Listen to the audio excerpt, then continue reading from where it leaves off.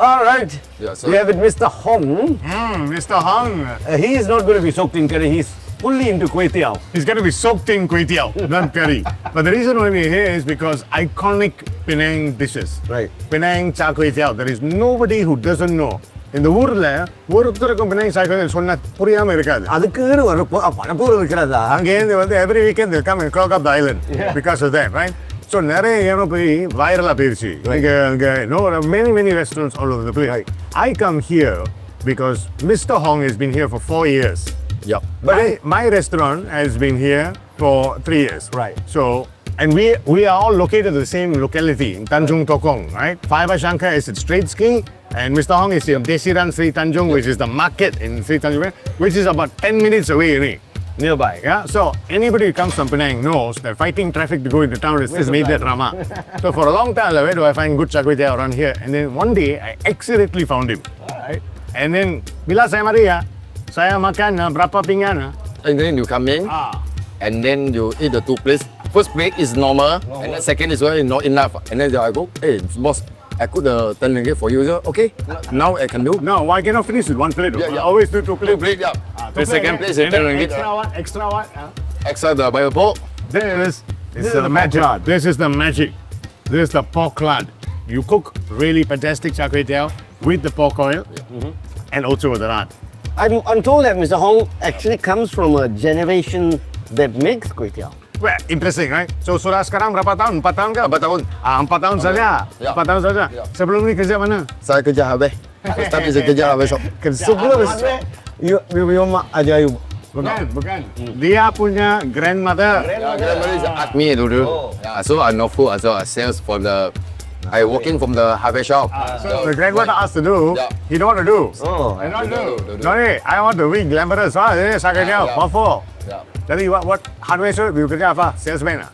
You make a hardware shop. Store and the sales for shop. So you went and did that. Berapa tahun you got? 12. 12 years. 12 years. But his grandmother had a char kway teow stall near the bus stop in The mini item wrap. Aitam. The old time, the old stamp. The Old stamp. bus stand. So his techniques are old school. So for those of you who want to know how Penang Koay Teow is done, we're going to get it from the dragon's mouth itself, through all the fire and all the char. Okay. That's what we're going to see, and step by step, right? Not just the char. What you need is the wok hei. Wok hei is the breath of the dragon, which is the breath of the wok. Right.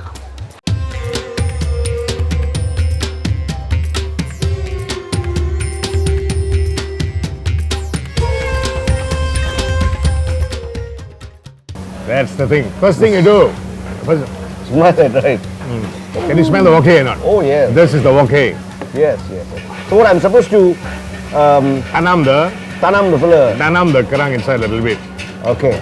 And Nothing escapes me. what I always notice the best Koay Teows in Penang are the ones where people actually cook. They come and order their Koay Teow and they wait, and the guy that cooks it one at a time. Yeah, because Why? This is something that I have experimented with. Sometimes you become viral and then too many people come and people are waiting long and they get very irritated and all that. So what a lot of the char kway teow sellers will do is they'll start making bulk, making 5 or 6 or 7. I don't know, the air tangan as they say, kai pakwa, Won't be there. never. When they do individual plates like this, he did mine and then Very did yours separately, one by one. Yeah. And then you don't even see the Koay Teow sticking to each other at all. So this is what I call a clean char kway teow. Lovely. Right? Clean, nice, not too saucy. The soy has, the soy mixture is taken inside, and then the chili is there. His own special sambal, his special sambal paste. And if it's done, Oh, yeah. If it's done, not in the same sequence as what he did, the results will be different. well, I think so. As a chef, I think food is chemistry. So sequentially doing things makes a difference. But if you stand and watch, some char kway teow sellers will do it differently, and your style will also be nice. So I'm not saying this is the best char kway teow in the world. It is, for me, amongst the best in Penang. And it's very hard to make the claim in Penang that it is the best in Penang. Everyone has a personal favorite because like how cooking is democratic, eating is also democratic. That's true. And we all have different flavor profiles. Right? I like mine with a lot of ngan choy. Sorry. Taugeh. Taugeh. Taugeh. And I like mine with a lot of bayupo, pork fat. so, but then again, when you does it individually, it's so much more easier to complete those tastes. So when I go out with my parents to eat Char Koay Teow, very interesting. My mother doesn't eat pork, didn't eat pork. So for her, got no lapchang, got no pork fat. Right? So he has to cook it with normal oil, the Char Koay Teow seller. My dad doesn't eat kerang, so no kerang. I was the only one. Antam semua boleh, semua extra way. And I think that's also how I grew up liking food as a chef. And this new generation Yeah. of chefs, like those who don't eat onion, garlic, and so on and so forth, how do we taste the food? That's right. They need to. So of course, naturally, if you're Muslim, you don't eat pork, right? So you should not go and work in a restaurant that serves pork. That's true. Okay, not for religious reasons, but because you believe in something and you can't taste it, so you mustn't eat it. So you mustn't be there, right? You cannot walk in. And similarly, I tell Hindus that when you go to a restaurant and you want to become a 5-star chef in a 5-star hotel, the hotel will serve beef. Steaks will be on the menu. You have to make rendang. You have to make. If you go into a multi-cuisine restaurant, you got to do all these things, right?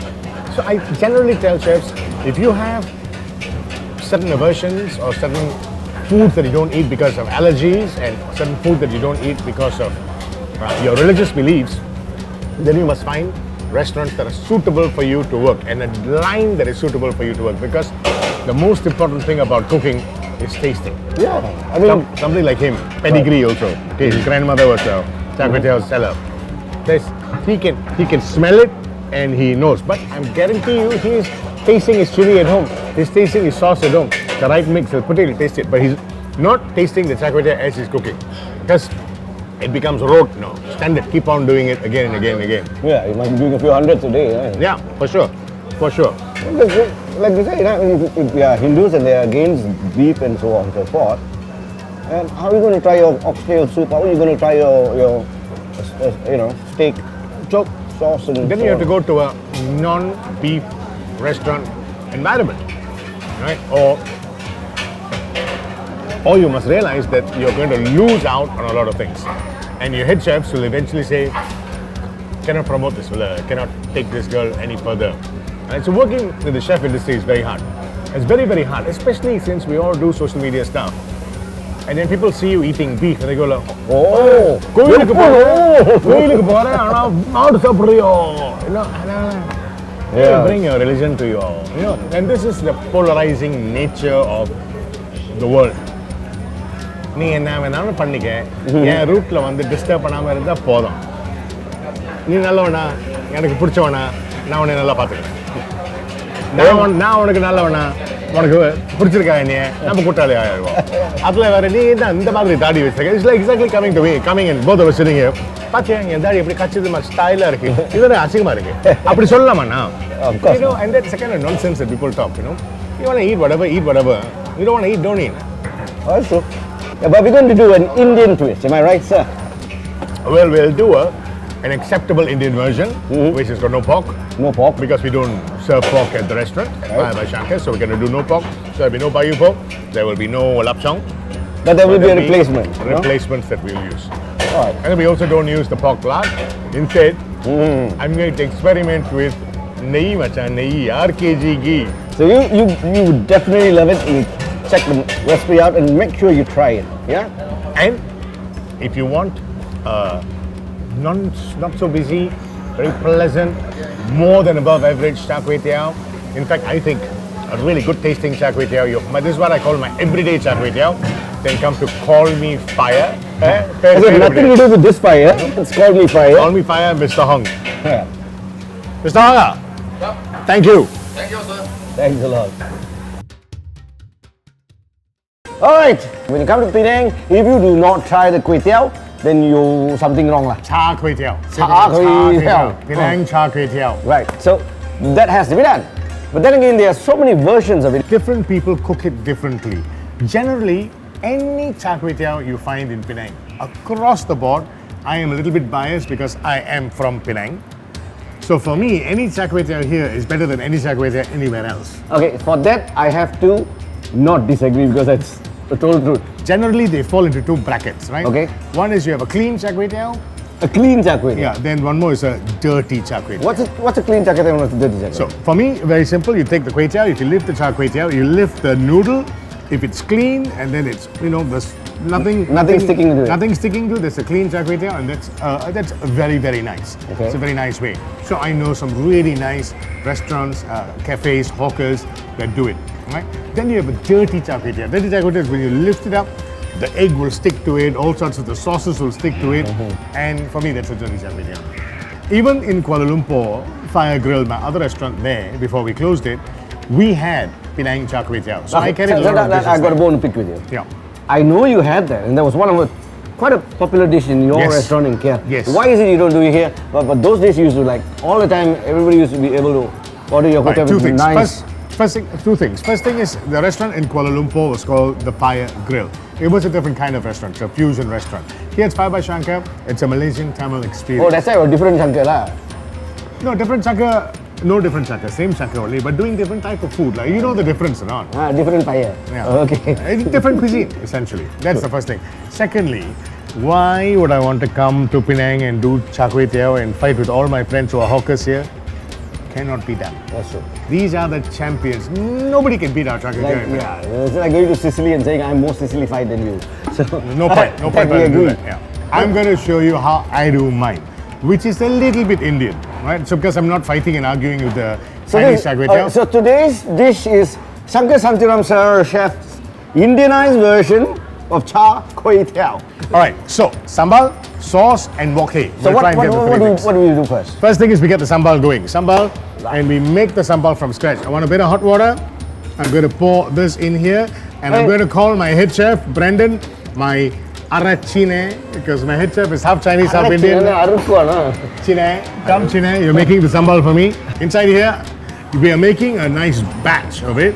You can, and then later when we cook, I'll do one portion for us, and then you'll see how many tablespoons we use, right? So 100 grams of patamalaga, which is dried chili, we drop it in, and then we also add about 100 grams of Dry shrimp. kanjavada. And then we cook it for how long, brother?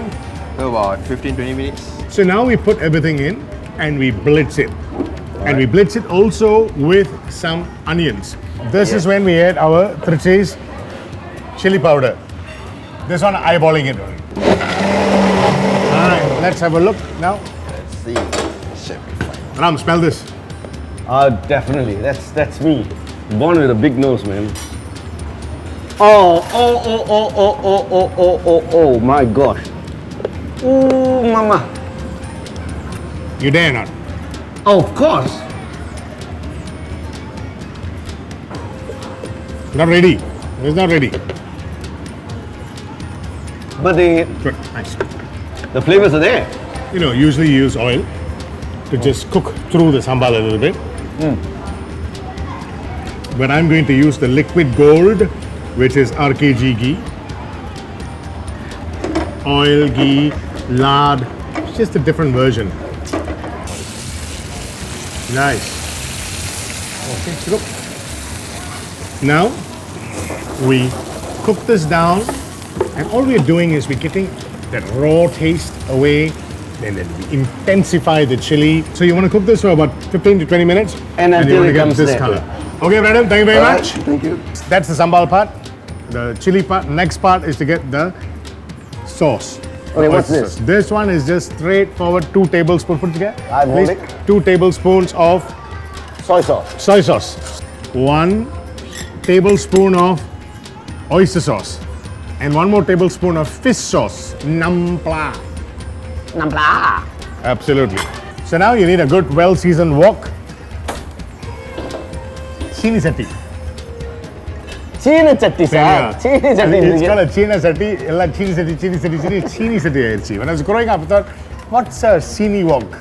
You know what a Sini wok is? Then later when I grew up only I realized it's a China satti. So you need to let it go to that point where it's slightly almost going to burn. And then let's go with the golden liquid. There you go. Okay? So we're all working fast, right? Fiery. I'll do, you just watch, you tell people what I'm putting in. All right, So let's go. inside here, I'm doing 1 tablespoon of chopped Garlic. garlic. Come on. Immediately we drop some prawns in. Yep. In. And the garlic is gone in. Now, I'll put 1 tablespoon of the chili. This is depending on your own taste. Own taste. Right? Oh yeah. Go in the figure 8. When I'm cooking in the kitchen at the restaurant, we have that big pressure burner, the wok. The one that goes like, Here we got to just be a little bit more patient.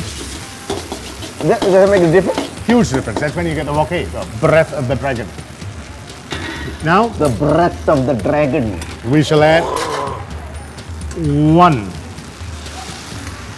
scoop of the sauce. Put it to the side.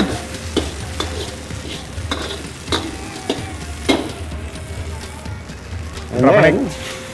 there you go. Drop an egg and add a little bit of the sauce to the egg just to flavor Seasoning it. to the eggs as well, right? And what you want is, you want to do nothing. Let it sit down the bottom like that. Flip it over. Don't contify now. Leave it. Anna Now, சொல்லிட்டார்ல கண்ட இடத்துல வந்து சும்மா சும்மா கண்ணு கை போட்டு கிண்ட கூடாதுன்னு Bean sprouts. Bean So you just sprouts. let it cook a little bit at the bottom, bean right? sprouts, you want to let it burn down the bottom. Then you want some kuchai, garlic chives. Try that. That's our chicken lapchong, which we get a bit of kerang and Actually, I like the chicken lapchong better. better, and you need white pepper. Can you smell the char? Oh, I can smell everything. Oh, you see that? See, we don't have that smoky feeling to it. Look at that. Ooh, yeah, baby. That's it, done. Okay, so I'm not going to plate like some stylish all, just like how a proper Char Koay Teow shop will do.